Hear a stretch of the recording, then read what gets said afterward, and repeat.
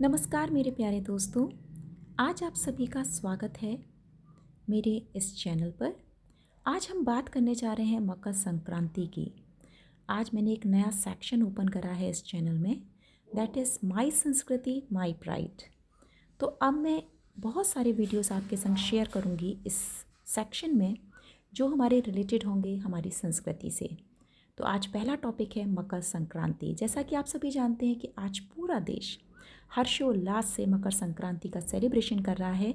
तो हम जानते हैं कि मकर संक्रांति को मनाने के पीछे रीज़न क्या है और मकर संक्रांति पर क्या किया जाता है, व इसमें दान की महत्ता क्या है। तो सर्वप्रथम मैं बात करूंगी रीज़न ऑफ सेलिब्रेशन पर।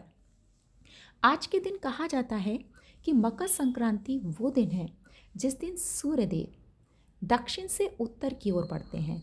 इट मीन्स हम कह सकते हैं कि अंधकार से प्रकाश की ओर हमारा आगमन होता है और आज के दिन हमारे जीवनों में शुभ कार्य फिर से शुरू हो जाते हैं। जो रुके हुए काम थे, मंगल कार्य रुके हुए थे कई समय से, वो फिर से प्रारंभ हो जाते हैं। तो एक तरह से जीवन में एक नई सुबह होती है। आज के दिन सूर्यदेव अपने पुत्र शनि से मिलने जाते हैं। ये भी कहा जाता है कि सूर्य की चमक के आगे जितनी भी नकारात्मकता होती है वो सब क्षीण हो जाती है और जीवन में एक नया प्रकाश हो जाता है। तो आज के दिन जितने भी मंगल कार्य हैं, जितने भी शुभ काम हैं, फिर से शुरू हो जाते हैं। आज के दिन से दिन लंबे और रातें छोटी हो जाती हैं। तो ये थी आज के दिन रीज़न ऑफ सेलिब्रेशन का। तो इसके बाद मैं बात करूंगी आपसे दान का महत्व। जैसा कि गीता में कहा गया है कि दान 3 प्रकार का होता है। पहला दान होता है अधम दान, यानी कि ऐसा दान जो हम केवल दिखावे के लिए करते हैं, यानी दूसरों को दिखाने के लिए जो दान किया जाता है उसे हम कहते हैं। दूसरी कैटेगरी ऑफ दान होती है जिसे हम कहते हैं मध्यम दान, यानी कि जो किसी लाभ की आकांक्षा से किया जाए, यानी किसी बदले की भावना से किया जाए कि हम तुम्हें ये दे रहे हैं और हमारी आकांक्षा है कि बदले में हमें ये मिलेगा। तो ऐसे दान को मध्यम दान की कैटेगरी कहा जाता है।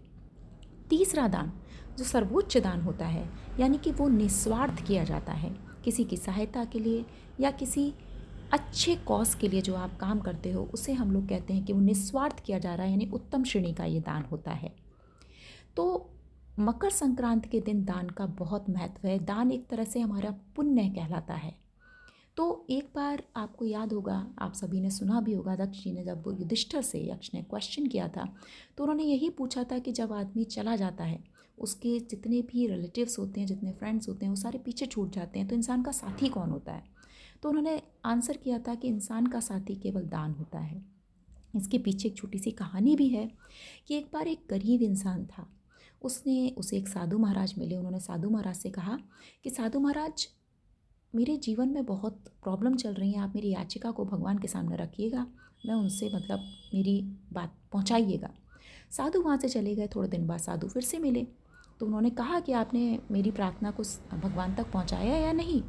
तो साधु महाराज ने आंसर करा, उन्होंने बताया उन्हें कि देखो, तुम्हारे जीवन में पूरे जीवन के लिए केवल 5 बोरी अनाज तय किया गया है, तो भगवान तुम्हें थोड़ा थोड़ा अनाज हर दिन इसलिए दे रहे हैं जिससे तुम पूरे जीवन कुछ ना कुछ खा के सो सको।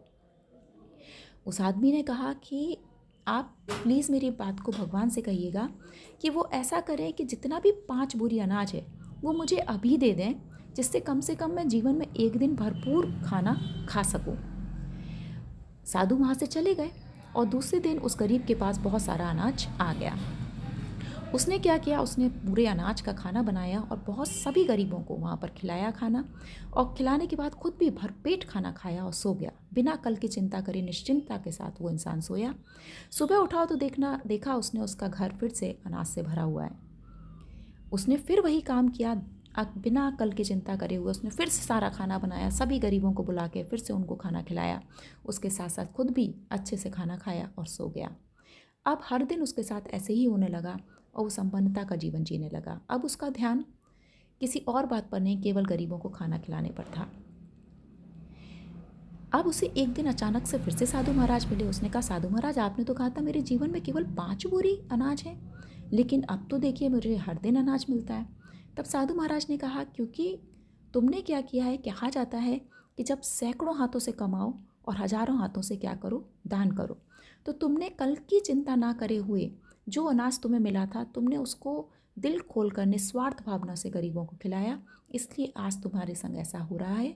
तो यही कहा जाता है कि दान का बहुत महत्व है। जब आप दान करते हो तो भगवान प्रसन्न होकर आपको उससे 10 गुना ज़्यादा देते हैं।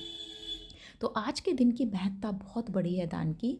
तो आज के दिन आपको क्या करना चाहिए? उड़द की दाल, इसके साथ साथ तिल और गुड़ के लड्डू, इसको दान करना बहुत ज़्यादा महत्वपूर्ण माना गया है। खिचड़ी का दान आज बहुत महत्वपूर्ण है।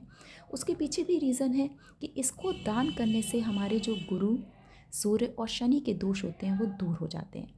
तो आज ये दान करिए और देखिए कि दान निस्वार्थ करने से आपके जीवन में ज़रूर कुछ अच्छा होगा। तो यही है मकर संक्रांति की महत्ता और दान का महत्व। Thank you my dear friends. आप सभी को मेरी ओर से मकर संक्रांति की बहुत बहुत बधाइयाँ। आप सभी के जीवनों में जैसा कि आज के दिन की महत्ता है, आपका जीवन भी प्रकाशवान हो।